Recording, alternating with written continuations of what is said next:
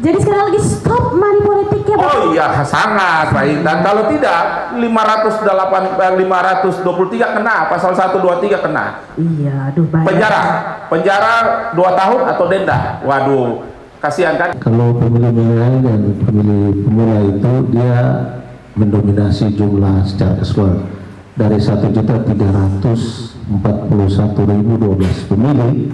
Nah itu sekitar 60% lebih itu pemilih pemula dan milenial.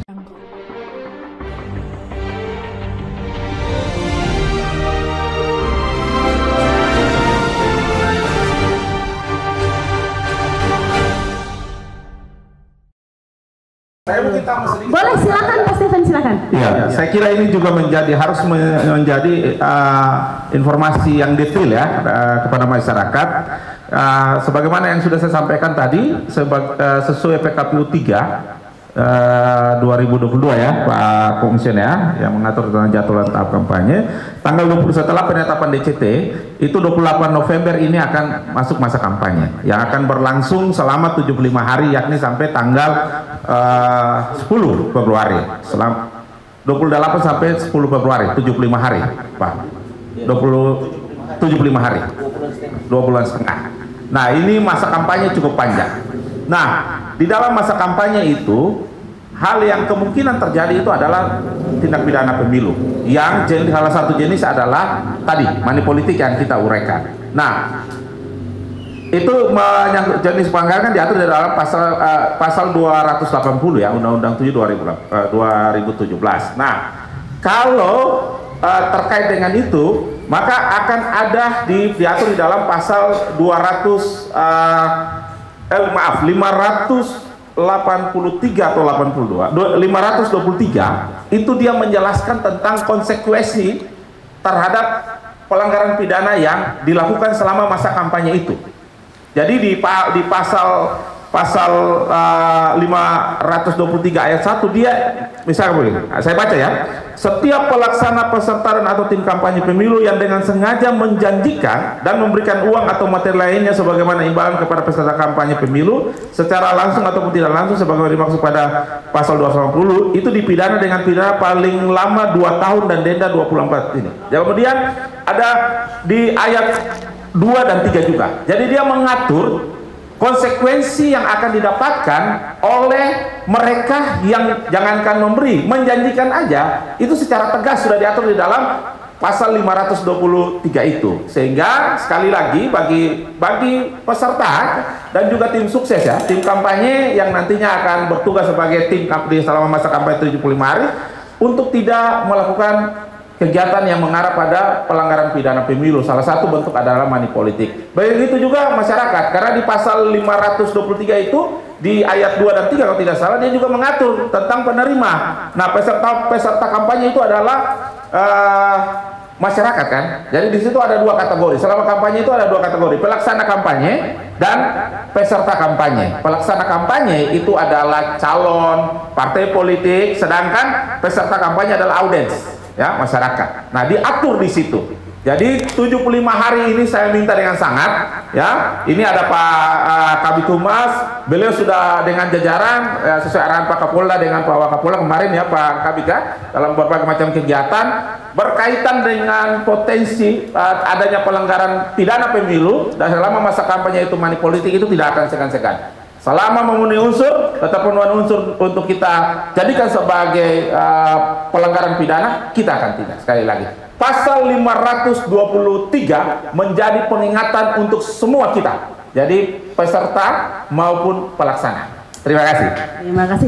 Jadi sekarang lagi stop money politik ya Pak? Oh iya, sangat baik. Dan kalau tidak 523 kena, pasal 123 kena. Iya, aduh bahaya. Penjara 2 tahun atau denda. Waduh, kasihan kan? 50.000 pun, jangan 50.000. Tadi kan saya bilang di ayat 1 itu jangankan memberi, menjanjikan saja dia sudah masuk pada pelanggaran pidana. Ya? Jadi memang sesungguhnya ini sudah diatur secara jelas.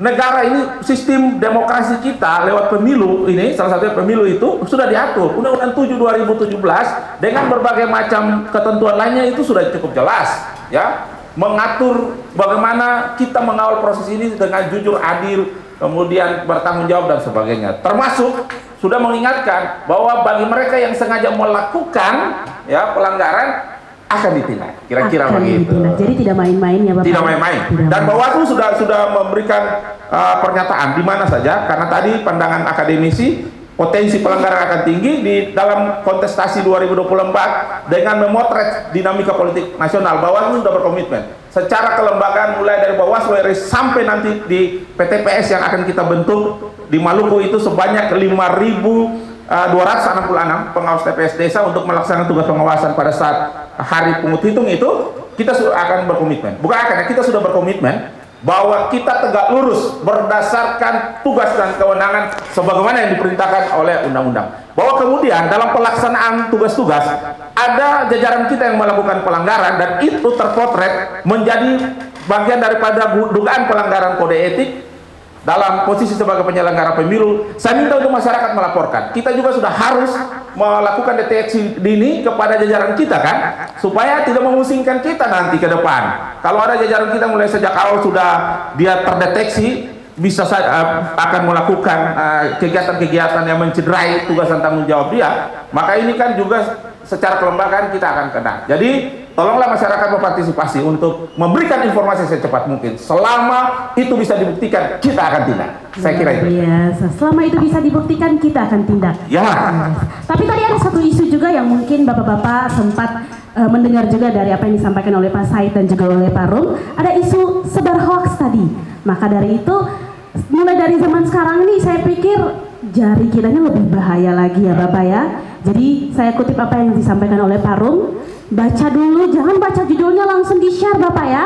Baca dulu, ditelaah dulu, infonya sudah benar apa dulu, baru boleh di-share. Luar biasa.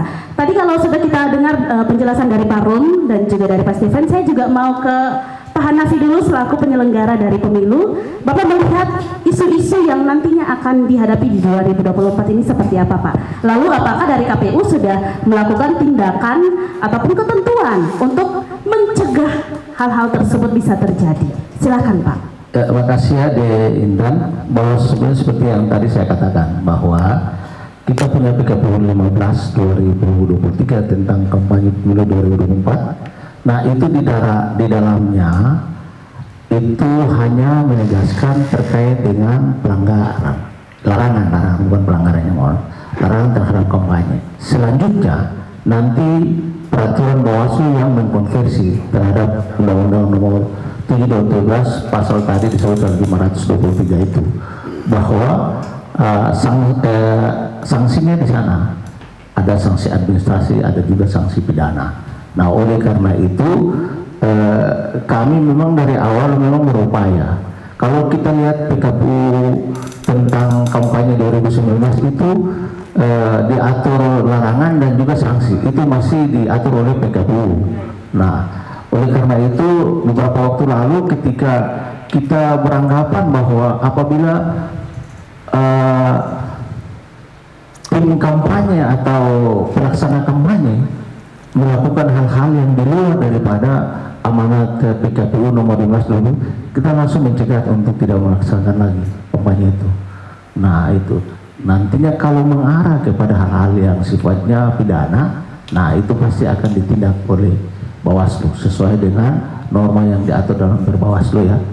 Nah jadi mengkonversi tadi itu 2017 pasal 523 tadi ya. Nah saya kira begitu Intan. Luar biasa Pak Hanafi, terima kasih. Saya mau kembali lagi dulu ke Pak Said. Pak Said, selaku seorang akademisi, Bapak melihat bahwa kalau tadi kita sudah bicara soal isu yang nanti mungkin akan muncul di 2024, kali ini saya penasaran Bapak, apa saja sih Pak keresahan dari masyarakat, apa kecurangan dan juga tindakan-tindakan yang akan terjadi di pemilu 2024 kalau kita melihat refleksi dari 2019 Pak? Silahkan. Iya. Baik, terima kasih. Nah, jadi soal keresahan-keresahan publik ini memang biasanya itu dalam kontestasi kan ada pihak yang menang, ada yang pihak yang kalah. Nah, biasanya terutama pihak yang kalah itu selalu mencari kambing hitam. Ada teori kambing hitam itu selalu ada pihak yang selalu ingin disalahkan dan terutama itu teman-teman di penyelenggara. Nah ini saya mau challenge ini anggota Bawaslu dan anggota KPU ini. Mereka ini kan tadi Pak Stepi bilang tegak lurus. Nah sejauh mana terminologi tegak lurus harus diinterpretasikan secara umum, dan itu yang menjadi semacam pertanyaan ya. Karena saya lihat dalam undang-undang pemilu disebutkan penyelenggara pemilu itu adalah Bawaslu dan KPU. Yang kita takutkan itu ada perselingkuhan antara KPU dengan Bawaslu. Untuk misalnya ada beberapa kasus ya yang selama ini terjadi. Misalnya ada kandidat yang suaranya sedikit, tapi dalam satu partai dia punya modal nih, uang nih banyak nih. Kemudian ada pihak temannya nomornya di atas punya suara banyak. Nah, desas-desus bahkan itu fakta, ada semacam permainan untuk memindahkan suara dari yang menang itu kepada. Nah, apalagi kalau memang dalam kapasitas dalam kepengurusan partai misalnya dia punya jabatan agak strategis. Nah, kadang-kadang ini juga menjadi tantangan bagi teman-teman di KPU belum Bawaslu. Nah, saya kira ini challenge saya kepada mereka ya untuk bagaimana tetap komitmen dan konsisten untuk mewujudkan pemilu yang damai. Nah, kemudian ada satu fenomena juga, bahkan ini sudah dikonstatir oleh ilmuwan politik ya, Francis Fukuyama. Dia bilang bahwa dari tahun 89 itu dia bilang bahwa dalam bukunya The End of History and the Last Man, bahwa dari sisi histori kesejarahan kita dalam sistem pemerintahan dan politik, bahwa sekarang sudah terjadi kemenangan politik yang liberal, demokrasi liberal. Artinya liberal itu dengan segala kemampuan individu yang punya power, dalam hal ini uang, mereka bisa saja membeli semua apa yang menjadi keinginan mereka. Dan saya kira Indonesia sudah menganut dalam sistem yang demokrasi liberal itu, bahwa akhirnya pada akhirnya yang menang itu adalah kaum kapitalis yang memiliki modal, uang, dan pengaruhnya. Nah, saya kira ini fenomena secara normatif umum ya, dan saya kira kita lihat dalam berbagai mekanisme regulasi, bahkan praktek-praktek penyelenggaraan pemilu di dunia, bahkan kita di Indonesia, tentu ini menjadi sebuah tantangan bagi penyelenggara pemilu. Apakah memang godaan-godaan yang selama ini selalu mengancam ataupun menghantui teman-teman di penyelenggara ini harus bisa termanifestasikan dalam wujud yang nyata sehingga prinsip jurdil dan aman itu bisa terkendali. Nah, tadi yang dibilang tegak lurus. Nah, tegak lurus ini juga perlu dipertimbangkan. Karena ini tegak lurus kepada siapa? Jangan-jangan juga tegak lurus kepada yang punya power. Nah, ini challenge nih, tantangan nih buat teman-teman Bawaslu dan KPU. Karena bagaimanapun secara struktural KPU dan Bawaslu itu di-SK-kan untuk level pusat ya, di-SK-kan oleh Presiden. Begitu ya? Dan saya kira secara struktural bahwa Presiden itu sebagai pembina bagi kedua instansi ini. Nah, saya kira ini penting untuk bagaimana menjaga netralitas dalam hal-hal yang kita diskusikan hari ini. Terima kasih. Luar biasa. Terima kasih Pak Said. Boleh langsung menanggapi? Siapa dulu Pak Hakim mau? Boleh, silakan. Ya, yang pertama yang jelas apa yang disampaikan oleh Pak Said itu memang ada beberapa indikasi ya. Dari pemilu ke pemilu itu memang ada terjadi, walaupun berangsur-angsur baik, tapi masih ada residu-residunya. Kita misalnya pemilu 2019. Tapi teman-teman sekalian perlu diingat bahwa KPU sekarang ini telah menerapkan yang namanya sistem untuk mengcover semua tahapan. Kalau data namanya sistem Sigali namanya sistem informasi data pemilih. Ada e-rekap juga ya. Ada juga e-rekap kita belum terapkan. Kita belum terapkan. Nanti kemarin 2019 memang sudah diupayakan untuk diterapkan tapi belum full. Nanti kemungkinan kita belum tahu karena PKPU tentang rekapitulasi ini kan belum buat. Nanti sementara digorot, nanti dilakukan uji publik, nanti dikonsultasikan juga ke pemerintah dan DPR bersama dengan Bawaslu dan DKPP, itu semua peraturan KPU. Nah, oleh karena itu hal-hal tadi itu kita meminimalisir dari periode ke periode pemilu. Nah, oleh karena itu kalau memangnya ada indikasi sebagaimana yang tadi dikonstatir oleh Pak Said, nah ini bisa dapat terbaca sehingga bisa dibalikan. Memang kita tidak memungkiri bahwa 2019 lalu itu masih ada kondisi-kondisi yang tadi itu masih ada. Nah itu secara internal aja, tapi kalau lintas partai itu saya rasa tidak lagi karena sudah di backup oleh masing-masing saksi para peserta pemilu. Nah kemudian perlu saya tegaskan juga terkait dengan masalah kampanye ini di Intan, sorry ya. Nama saya hari ini banyak ya Pak. Banyak. Mutia, Indah dan Indah. Kalau Itu hal yang paling indah. Sudah 3 nama. sudah 3 kali, kalau 1 kali nama lagi Bapak Dinda ya Bapak. Ya. Jadi begini di Indah, bahwa kita saat ini baru selesai melaksanakan rapor tentang sistem kampanye dan dana kampanye juga dimasukkan dalam sistem. Nanti semuanya sifatnya sistem. Jadi setiap partai yang mau untuk menyampaikan jadwal kampanye, nah itu tinggal dibuka dia punya sistemnya aja, kan nanti diberi password itu oleh KPU. Nanti kita rapat koordinasi dalam waktu dekat, rakop semua partai politik, stakeholder lah, TNI Polri dan juga Bawaslu dalam waktu dekat, agar supaya kita bisa menyampaikan informasi tentang hasil Rakornas kemarin itu kepada partai politik dan juga kepada DPD. Nah, supaya mereka bisa menggunakan dia punya sistem tadi untuk supaya pelaporan lebih efektif dan bahkan efisien. Nah, itu menunjukkan bahwa sudah barang tentu kita akan melaksanakan dan juga akan mempertegas agar supaya kebocoran-kebocoran maupun hal-hal yang sifatnya kecurigaan dari masyarakat lain sebagainya kita meminimalisir. Nah, perlu diingat bahwa apapun yang terjadi, banyaknya program, apapun yang terjadi, tapi pada prinsipnya dilaksanakan oleh seluruh manusia. Berapapun dia punya programnya yang baik, dia punya canggihnya teknologi, pada akhirnya itu ditentukan oleh manusia. Saya ingat Margaret Thatcher bilang, not the sing but the man, not the gun but the man, not the sing but the singer. Bukan penyanyinya. Margaret Thatcher menyampaikan pada saat sidang PBB, saya ingat, bukan penyanyinya, tetapi bukan lagunya, tapi penyanyinya. Bukan senjatanya, tetapi orangnya. Kalau orangnya betul-betul dia intak, maka sudah barang tentu dia akan berusaha sesuai dengan apa yang kita harapkan. Tapi kalau dia masih menggoyang, apalagi godaan-godaan yang seperti Pak saya tadi bilang, ada yang bawa data fokus, nah ini kan juga sangat berbahaya. Pada akhirnya kita semua kalau betul-betul kita punya iman yang kuat, sudah barangkali kita bisa melaksanakan itu dengan baik. Saya kira begitu di Intan ya. Sekali lagi saya tegaskan di Intan Tuan Kota. Iya, boleh. Terima kasih Pak Hanafi. Pak Stevi mau menambahkan? Jadi saya harus ini ya.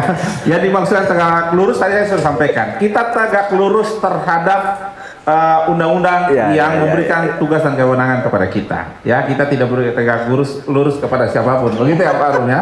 Nah, saya kira tak benar yang tadi disampaikan oleh Pak Nafi benar. Kita juga punya data dan saya kira publik serta teman-teman akademisi juga punya data bagaimana teman-teman penyelenggara pemilu itu berada pada posisi yang tidak netral dan akhirnya mereka diberikan sanksi baik itu kode etik maupun sanksi soal kinerja, pelanggaran kinerja. Nah, saya perlu tambahkan Pak, saya lupa maaf, ada 3 lembaga penyelenggara pemilu seundang-undang itu ya. DKPP. Jadi KPU tugas teknis, kita pengawasan, DKPP. Nah, DKPP selama ini memang tugas dan kewenangannya agak sedikit tidak terlalu banyak, agak masih sedikit informasinya kepada masyarakat. Jadi saya kira masyarakat bisa mengakses informasi tentang tugas dan tanggung jawab DKPP. Mereka punya tugas itu adalah menjaga kita untuk tidak keluar dari rel yang ada, rel sebagaimana amanat ketentuan perundang-undangan itu. Nah, karena itu memang kita juga ya jujur secara manusia kita tidak bisa memprotek ya, apalagi keterbatasan. Tadi kita memprotek secara langsung ya, secara direct ruang gerak dari teman-teman penyelenggara kita di bawah. Nah karena itu sebagai tugas pembinaannya di hierarki di provinsi kami terus melakukan himbauan, penguatan kapasitas, ada juga cara-cara yang kita pakai untuk mengetuk nurani mereka sehingga mereka benar-benar menjadi penyelenggara yang amanah. Ya kita pakai pendekatan-pendekatan imania dan sebagainya ya, berbagai macam cara. ya semangatnya itu untuk memastikan bahwa pada waktunya mereka melakukan tugas dan tanggung jawab secara baik. Makanya tadi di awal, di pertengahan tadi saya bilang, masyarakat tolonglah, jadi melakukan pengawasan partisipatif ini bukan saja berkaitan dengan bagaimana membantu Bawaslu untuk melakukan pengawasan sebagaimana tahapan yang ada, tapi juga melakukan pengawasan kepada kita sebagai penyelenggara, karena ada ruang itu diberikan kepada masyarakat, dan DKPP menjadi tempatnya ketika kita terpotret ada potensi pelanggaran berkaitan dengan kode etik. Saya sudah bilang di awal. Nah, saya kira begini Pak Zaid, ini juga menjadi tanggung jawab kampus ya.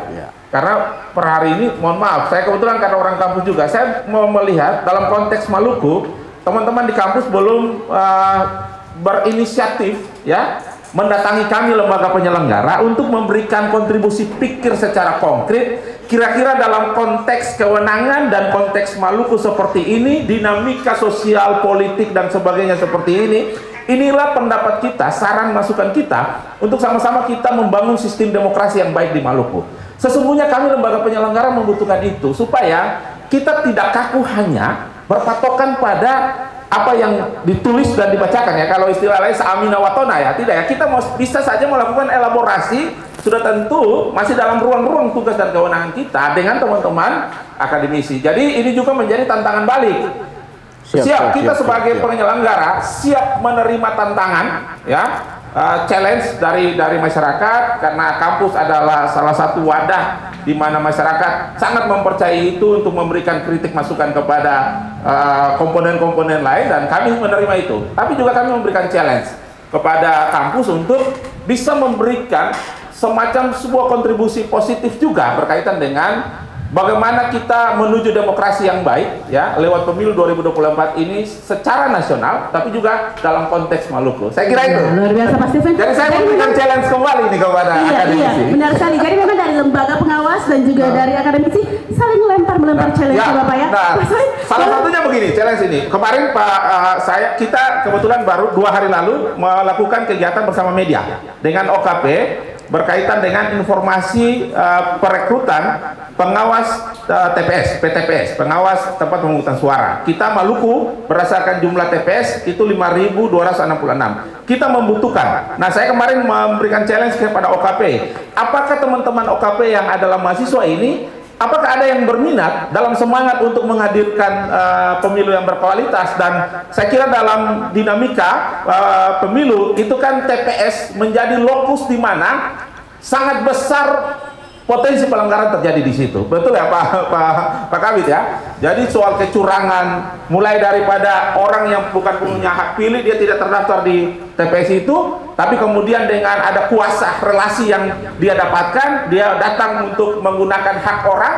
Nah, kan kira-kira begitu. Nah, dari gambaran ini saya kemarin memberikan challenge kepada OKP. Apakah teman-teman OKP yang adalah mahasiswa ini, apakah bersedia menjadi pengawas TPS atau tidak? Karena kalau dari derajat, saya kemarin bilang, kalau dari derajat hierarki kelembagaan, pengawas TPS ini ada di level yang paling rendah.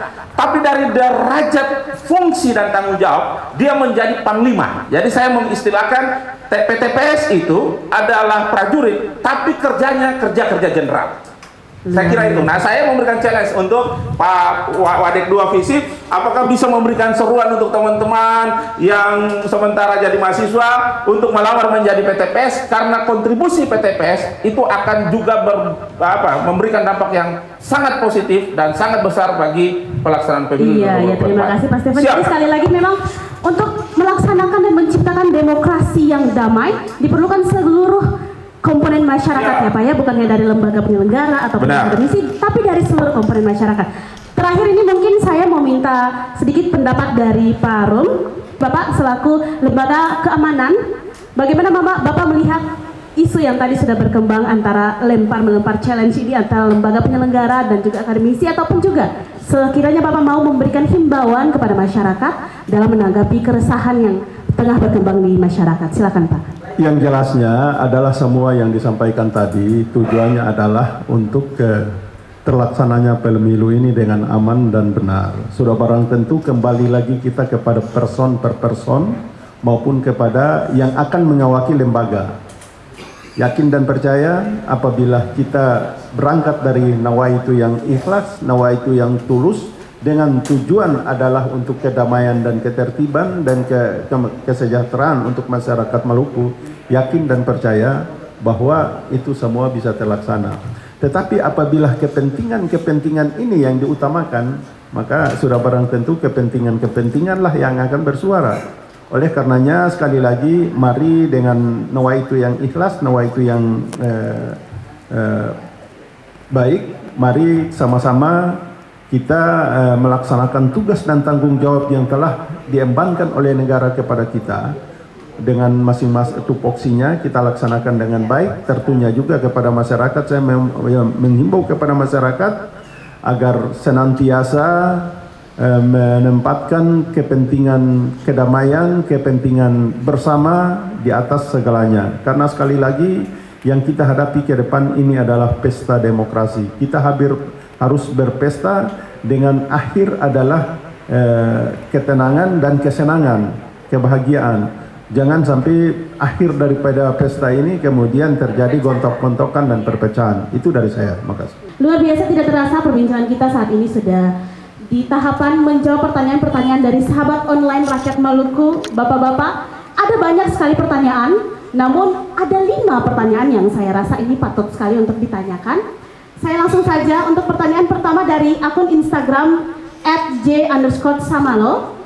Apakah sejauh ini Bawaslu sudah bekerja secara ekstra dalam mengontrol setiap peserta pemilu kandidat, baik legislatif maupun eksekutif, sesuai PKPU untuk mengantisipasi langkah kecurangan dalam pemilu 2024 nanti? Silakan Pak Steven, boleh dijawab? Ya, baik. Ya, baik. Terima kasih ya. Jadi saya kira per hari ini kita sudah melakukan tugas-tugas kita secara baik. Bahwa kemudian ada hal-hal yang tidak bisa kita cover secara keseluruhan, ya yang tadi saya bilang, karena keterbatasan kita secara jumlah ya. Tapi kita juga berterima kasih kepada masyarakat dan juga peserta pemilu yang turut serta melakukan kontrol. Nah, bagi kami sudah melakukan, ya, sudah melakukan sebagai contoh ya. Jadi yang tadi tugas kita itu kan melakukan pencegahan, pengawasan dan penindakan. Nah, dalam kaitan dengan pengawasan itu kita dalam tahapan-tahapan yang sudah berlangsung itu kita melakukan upaya penindakan terhadap beberapa hal yang kemudian dijadikan sebagai pelanggaran ya. Contoh sebagai contoh ya, dalam pengawasan daftar pemilih ya, daftar pemilih kami baik tingkat provinsi maupun kabupaten kota, kami melakukan pengawasan dan menemukan masyarakat yang belum terakomodir di dalam daftar pemilih, baik di daftar pemilih sementara. Kami melakukan saran pada ini ya, imbauan kepada KPU dengan jajarannya, kemudian saran perbaikan dan sebagainya, dan itu terakomodir.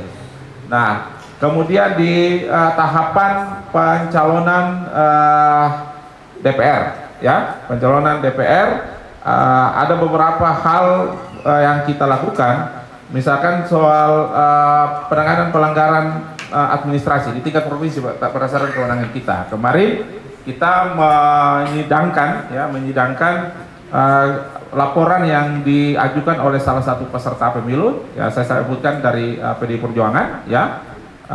Karena KPU ya, ini dalam tugas kita melakukan pengawasan terhadap kerja KPU.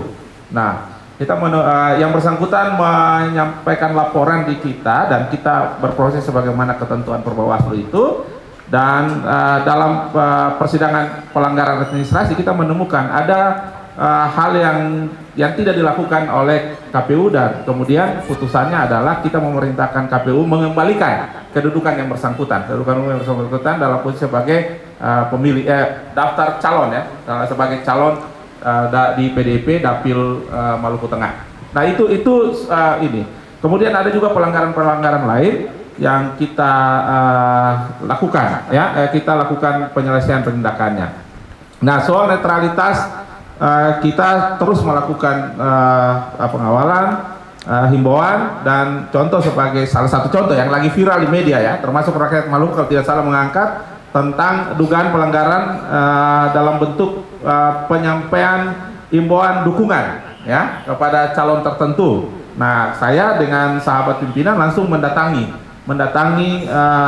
Dinas Pendidikan Provinsi Maluku yang kebetulan objek yang ini itu adalah pegawai negeri sipil, dan kita datangi, kita sampaikan himbauan dan kemudian akan dijadikan sebagai informasi untuk kita lakukan penelusuran.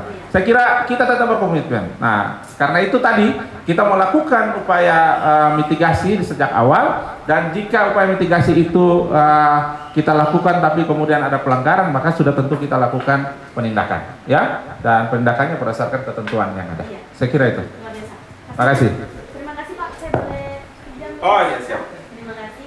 Ya, terima kasih Pak Stephen. Jadi sudah terjawab langsung ya pertanyaan dari akun Instagram @j_samalo. Ada satu lagi pertanyaan dari akun Instagram @anwar_sparta.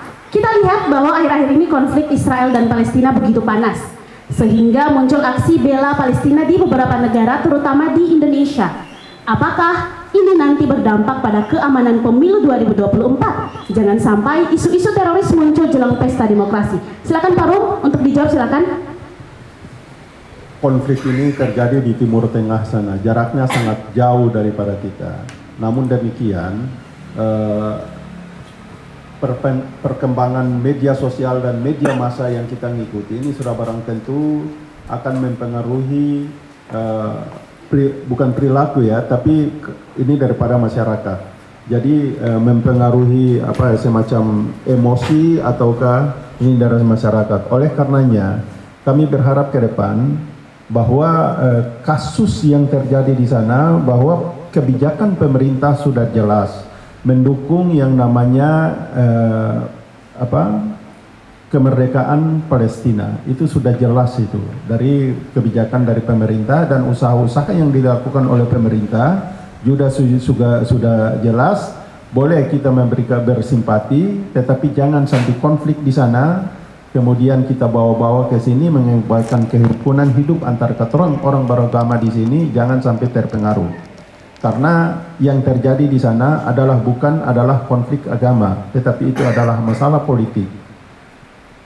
Kebijakan dari pemerintah kita sudah jelas, dari kita pun kemarin ada tokoh-tokoh agama, himbauan-himbauan dari tokoh agama, tidak hanya dari Muslim, tapi lintas agama, agar kita umat beragama jangan sampai terpengaruh dengan adanya konflik yang ada di sana, tetapi yang diutamakan adalah kerukunan kerukunan antara kita orang bersaudara yang ada di Maluku sini. Sudah barang tentu ke depan menjelang pemilu ini jangan sampai ada pihak-pihak yang menggunakan isu-isu yang di sana, jualan-jualan di sana untuk secara politik dia gunakan sebagai kampanye yang pada akhirnya akan merugikan kita semua. Terima kasih. Luar biasa, Farum. Terima kasih. Ternyata masih ada satu pertanyaan lagi dari netizen yang ditujukan oleh akun Facebook Roni Samloy untuk pihak dari Polda Maluku kepada Farum juga. Pertanyaannya ini, bagaimana konsep pengamanan dan keamanan sesuai SOP Kepolisian Inkazu Polda Maluku untuk mewujudkan pemilu damai di Maluku? Dalam konteks tersebut, berapa personel yang disiagakan Polda Maluku untuk mendukung terwujudnya pemilu damai? Silakan Pak. Oke, terima kasih Pak Roni Samloy. Kemarin sempat sama-sama di Gedung Presisi dalam acara dialog juga yang ada di sana.